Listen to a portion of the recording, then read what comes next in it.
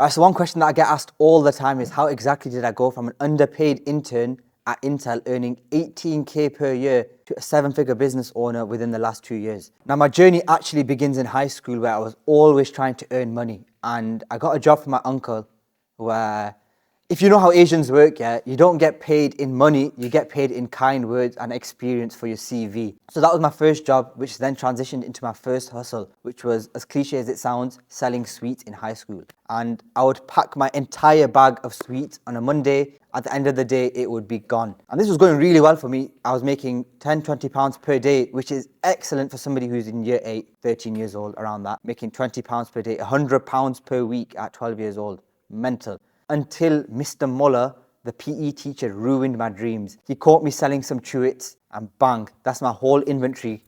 Gone, seized, arrested. I can guarantee Mr. Muller, the fat...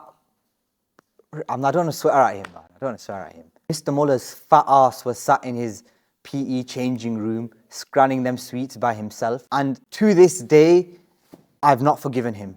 And he was the guy that crushed my dreams of being an entrepreneur at 12 years old. It was at this point where I actually realized that schools do not actually teach you to become an entrepreneur. It's more about building a cog in the system. And I knew that if I wanted to become something, I'd have to learn it myself. But I didn't let Mr. Muller's fat ass crush my dreams. A few years later, in year 11, there was a massive phase on the internet with dropshipping, and I got into dropshipping, selling a few products because Luke Belmar, who I'm sure all of you guys know, was pushing his dropshipping courses. Now, I didn't pay for any of these because I had no cash to pay for it, but I started dropshipping and I was selling these little moon globes on the internet for like £10 profit each, which at the time was crazy for me. It came to a point where one month I was making £5,000 profit in a month, which was crazy to think about because that's more than my teachers were getting paid. It's probably more than every teacher at my old high school was getting paid. So framing a year 11 student making 5k a month, it's not the best thing in terms of my engagement in class, because why should I listen to this guy who's making £2,000 per month? Now, that is not the right mindset to have. You should always be able to seek knowledge when looking in business. And it's only now that I've got the experience in business where I can think back, maybe I was a bit too arrogant back in year 11. If you guys are starting your entrepreneurship journey, always be seeking knowledge and always be looking to learn. Now, my dropshipping was cut short because GCSEs came around and my parents said, just focus entirely on your studies. So I seized it all. I said, Asian parents, they want the good grades. They don't want the money. They don't care about the business. They want their son to go to university. And I thought, for once in my life, I'm going to be a good son and I'll listen to my parents wholeheartedly. So for the next 6 months, I focused completely on my GCSEs. I got full A stars, but my entrepreneurship journey ended. And by the time I looked to pick up my entrepreneurship journey again, dropshipping had died and it became a cesspit. Everybody on the internet was trying to dropship. Everybody was selling the exact same products and it was impossible to get any margin on them. So I quit dropshipping and I thought, for the next couple of years now that I'm in college, I'll just focus on studying. I'll get to university, I'll study computer science and I'll make a good healthy salary for the rest of my life, being a wagey, being a cog in the system. This brings me on to my next phase, which was college, and how did I actually pick computer science? Now, if anybody has seen the computer science job market, you know it's a complete pile of shit. Like, no computer scientist can get a job. They're all either unemployed or they're stacking shelves in Asda. Nothing wrong with stacking shelves, by the way. So at the time, the highest paying job was computer science. So I applied to a bunch of universities. At this point, I got accepted into the University of Manchester and I thought the business has taken a back burner. I think my opportunity to start a business, I thought at the time, had failed. I'm going to be earning a decent salary as a software engineer, 50 to 100,000 pounds per year. In 10 years, by the time I'm 40, maybe I'll be making 6 figures. And that was my dream scenario at the time. So I put my head down in university for the first couple of years. I want to become a computer scientist. I want to make my parents proud of me, make my parents happy that their son's got a nice, stable job. And then my internship year came. I spent ages applying for all these different jobs, all these different internships where I kept getting rejected because at the time I was a nerdy little kid who had no experience talking, no experience with interviews.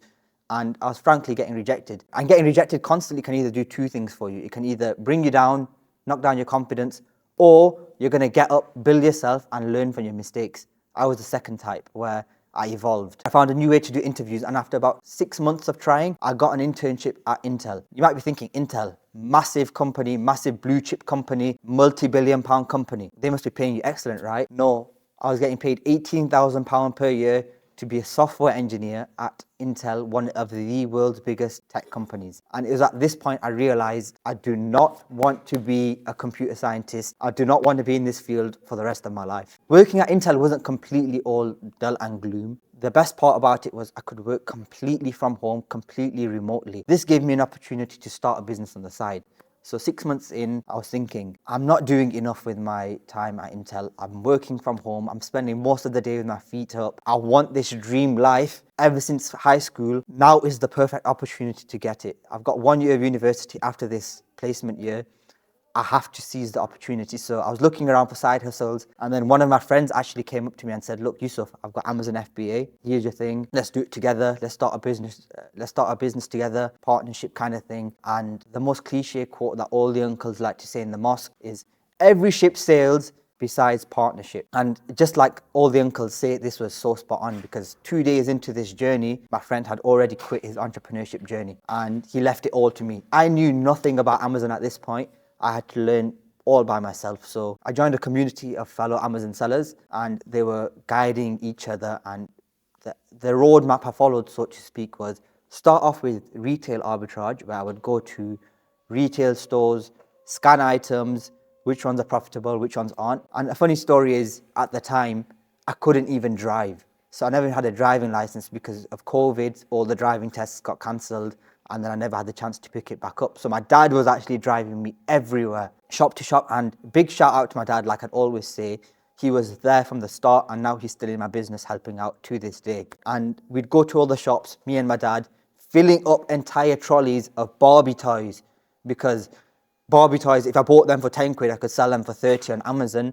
I'd be making like £10 profit after all Amazon fees. It would be crazy. So that's how my Amazon journey actually started. And once I validated Amazon with a proof of concept, knowing that the product actually do sell without actually needing to do PPC campaigns, without actually needing to do much into advertisement and product listing creation and all that, products would just sell for me. So it was at that point I thought, Amazon does work, and I want to lock into this business model for the foreseeable future. Now, the problem with retail arbitrage is it's not scalable. So I was doing this for a good few months, and it's not practical for somebody like me just to get my dad and we'll go to every single shop. Will I find a deal today? Will I not? And if I don't, it's a complete waste of time. If I do, happy days. So the next step was to move to online arbitrage. And before I switched to online arbitrage, I was making around £2,000 to £3,000 per month with retail arbitrage, which is more than double my internship salary at Intel. And bear in mind, at this point, I was still working for Intel. I still had the time, and this was a part-time thing. So once I was making 2 to 3K, and I realized it's time to transition into online arbitrage. Sorry, an interesting story before I transitioned into online arbitrage was I was working for Intel, and this was when the Russia and Ukraine war happened. And there was a massive cease in like the silicon production between Russia and Ukraine and transportation to Europe. So a lot of people at Intel were losing their jobs, and my entire team got laid off completely.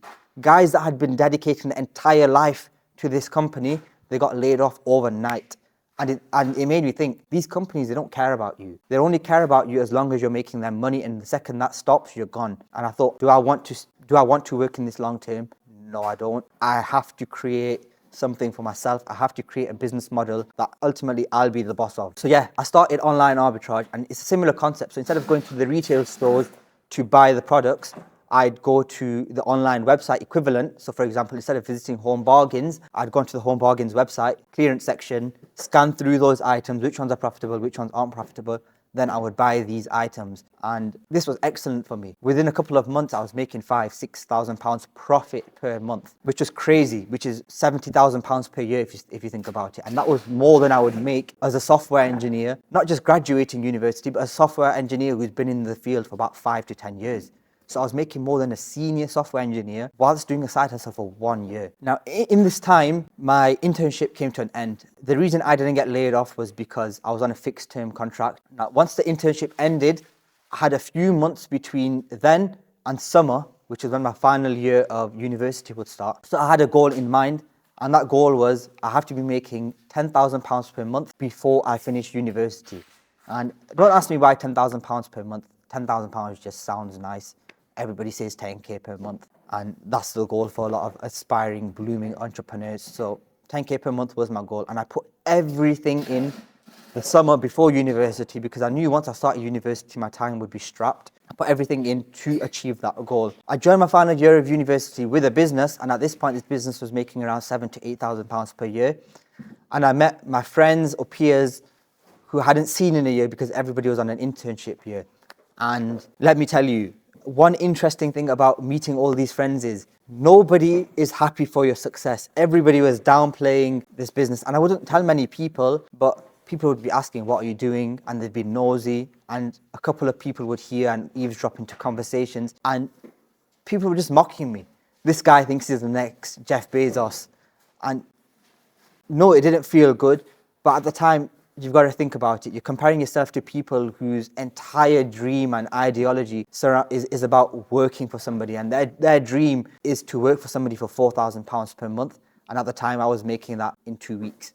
So don't get too offended by the people, or don't let the opinions of people who are so small and close-minded hold you back in life. But like I said, my goal before finishing university was to be making £10,000 per month. And it was quite hard to balance this business and my final year of university, which is the most hard year of university. 70% of the grade actually comes from this final year. And like I said, my whole point of joining university was to make my parents proud. So I had to graduate with a first class degree. And if I didn't, I'd fail university and I'd be a failure to myself. I know university makes no difference to my life.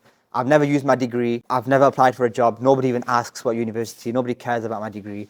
But I had to do it because it was my personal goal and I had to make my parents proud. So balancing university and the business was quite difficult. The way around it was I had to set certain times. So during the day, I'd work on university, in the evening on the business. And that worked really well for me. Within 6 months of my final year, I had 6 months left of my university at this point. I hit my goal. I was doing £10,000 profit per month, and I was happy with then being able to take on my business full time. Because one thing about me is I need to set extreme goals for myself. Otherwise, I won't hit them. So my extreme goal for myself was, if I'm not hitting £10,000 per month before I quit university, I'll completely quit my business and I won't be able to take it full time. So 6 months before I finished, £10,000 per month, I was happy to then take this full time. And at this point, even though I have Asian parents who want the stability for their son and want their son to be in a nice, stable job, they were seeing £10,000 per month and they were happy with me to then take this full time once I left uni. So I was still balancing uni and the business at the time, and I had 6 months left, like I've mentioned. I went all in on university at this point and I sweated out university like a neek, kind of monster, greasy ass computer science kid for the last 6 months. And alhamdulillah, I graduated with a first class degree from the University of Manchester. And my mum was so proud. No amount of business achievement I've done to this date has made my mum happier than when I got a first class from Manchester. And I'm thinking, Mum, that's so meaningless and trivial. What I'm doing with this business is so much, like, it's clear, man. Alhamdulillah. All right, so my business was making around £12,000 profit per month by the time I'd finished university. And really, I don't have the stability of a job like all my colleagues, my peers had. So I had to lock in on this business, and this is where I've been over the last year. I've put my blood, sweat and tears every single day into this business, and to take my business to the next level once I left university, I got my own warehouse, and this is where I'm going to transition my business from a 7-figure business where I was doing around £100,000 per month in sales, around £12,000-13,000 in profit, to now an 8-figure business, which is the plan over the next 12 months. I will be transitioning this business to over £10 million in sales. So, sorry, I forgot to mention, when I finished university, scaling online arbitrage to the next level requires wholesale. And this is where I'm at currently in my Amazon business model. Wholesale is essentially buying the products directly from either the brand or the brand's exclusive distributor and then selling that product on Amazon Marketplace. Now, wholesale would have a slightly less margin than any other of the previous business models that I've tried in Amazon, so online arbitrage and retail arbitrage. However, it's literally a numbers game. You can sell 1,000 times of a product, make £1 per product, that's £1,000. It's a pure numbers game in wholesale. Whereas in online arbitrage, it's about scaling your initial investment as quickly as you can. Whereas in wholesale, you get that investment that you've grown and you're growing it slightly slower but consistently over a long period of time. Over the last 12 months, I've been working with tens of brands directly, maintaining excellent relationships with these brands, doing real work for the brands, because brands aren't going to work for you if you're not providing value for them. And once you provide value for them, they can give you better discounts on the products. I then sell those products through my multiple different sales channels, including Amazon. All right, I think that pretty much covers my journey so far. If you enjoyed, subscribe, leave a comment. And if you're interested in starting Amazon or something that interests you, then there's a link in the description.